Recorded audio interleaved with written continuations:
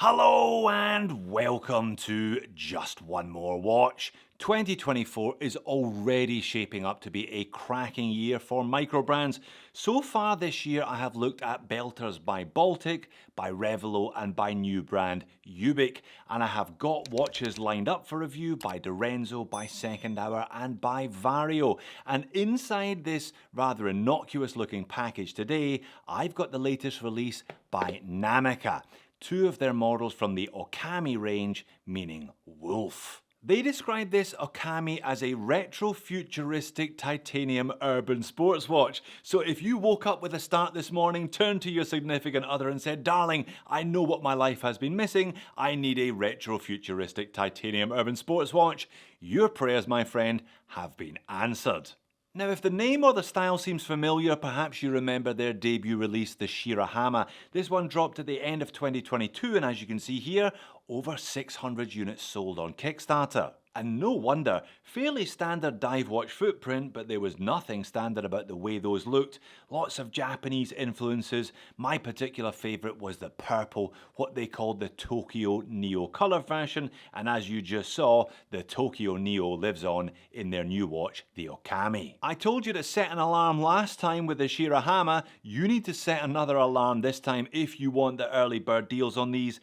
1,500 people already waiting for notification of this launch. That is remarkable. Now I should point out, this video is sponsored by Namica. I will therefore of course leave a link to their Kickstarter campaign in the description of the video.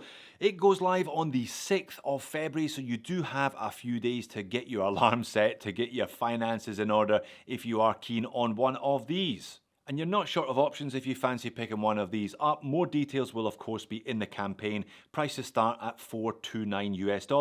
Plenty of colours for you to choose from, including this turbo blue, the Neo Tokyo in either coated titanium, sandblasted titanium, or DLC coated titanium, and if the old stealthy oak from a few years ago was just too damn legible, you could always go for one of these Kuriyami versions. Uber cool, if not particularly legible. I think Namica are rightly confident about selling a few of these because they are already talking about stretch goals. I got these from their socials. They published these two on Instagram the other day. Cherry Blossom Pink dial, which looks good, but the kanji dialed version of the Tokyo Neo colorway, I reckon that might be the pick of the bunch. Think Blade Runner 2049, think Cyberpunk 2077, think Kickstarter 2024. Oh, that was cheesy. I liked it. So what then are the dimensions and specifications of your average retro-futuristic titanium urban sports watch these days? Well, dimensions-wise, first of all, there are a couple of different ways you can measure this one. If I measure it at the narrowest point across the middle, it's a 39mm, but that would misrepresent this one. I think you've got to include those crown guards today. I call it therefore at 42mm. 22mm lug width. I think you can often tell from the lug width of a watch how big it is. So yeah, it's a 22. It's definitely not a 39. Don't think this is a small watch. You'll see it on wrist. It wears quite chunky. Only 10.8mm thick though, and with a lug to lug of 46.8mm.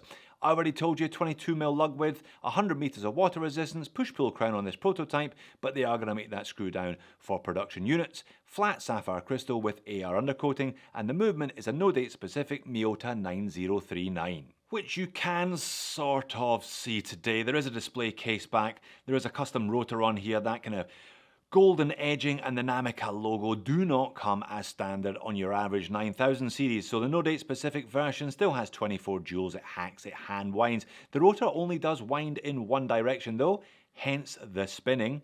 Roughly 40-hour power reserve, accurate -20 +30 seconds per day variants from the factory. However, most of them come in around the +10 from my experience. They have put that kind of Japanese character in the middle though. I'm never quite sure why companies put a display case back on and then put something, anything in the middle, especially when there's this lovely etching around the outer. Let me pop on the macro lens and show you what that looks like under macro. Really, really nice details there. They're going to make that pattern slightly larger for production units as well. Very nice case back. Premium FKM rubber strap, I believe there are a number of different colour options available. It seems that every watch I review this year comes with a premium FKM rubber strap. No complaints though, it's a great material, it's soft, it's comfortable, and it doesn't attract fluff like some rubber straps can. Plenty of perforations to help you on hot days, double retainers, one of which has little shoulders, one of which is more mobile. Now again, they're going to make a few small changes to production units. They're going to make this buckle and tang a little bit smaller and a little bit more curvy. You already had a bit of a sneak peek of the case finish when I showed you the side profile earlier on. Now, as I said, a variety of case finishes are available. This one has been coated. You can get it sandblasted if you like, or if you don't like, you can just get the whole thing DLC black. Very nice case. I love all of these angles. Kind of Seiko Samurai, but definitely not Seiko Samurai when you look at it from the top. Alright, let's have a look at the dial on hands then, and I will switch back and forth between the two watches, but let's start with this Neo Tokyo.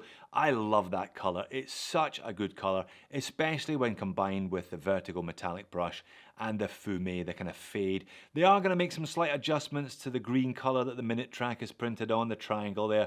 Again, refer to the Kickstarter campaign. I don't think it needs much, to be honest. It looks pretty good from where I'm standing. All the indices are applied. Batons but with circular ends, and slightly shorter ones for the 12 and the 9 because of the octagonal dial aperture today. Branding is kept to a minimum, just with the Namica logo above the pinion and automatic beneath it, and the dial is finished off by a custom made gunmetal plated handset. I love the tip of the second hand on this Neo Tokyo model, adds just another element of colour in the form of the pale blue. But if that's all just far too much colour, then why not go for this Kurayami model instead? Kurayami meaning, appropriately enough, darkness. Yeah, not the most legible of watches, to be honest. Reminds me of a couple of those kind of blacked out Nixons from a few years ago, and as mentioned already, the Stealthy Oak GA2100. They are actually going to raise this one shade of grey. Again, check the campaign. That's not really the point though, legibility. It just looks really good in hand and on wrist. So let's get them both on wrist then. I'll show you some indoor and some outdoor wrist shots. I have got an average size 7-inch wrist for your reference. As I said, this one is more a 42 than a 39, and it's got that slightly larger 22mm lug width, but as you can see, the FKM does taper down to 20 at the buckle and tang. Sits really nicely. If this is a urban futuristic retro titanium, whatever it was supposed to be, I'm all for that style of watch because it looks great and it's nice and comfortable. It looks chunky, but it doesn't wear chunky because it's slim, because it's on the rubber strap, because it's made of titanium, and because it weighs less than 90 grams.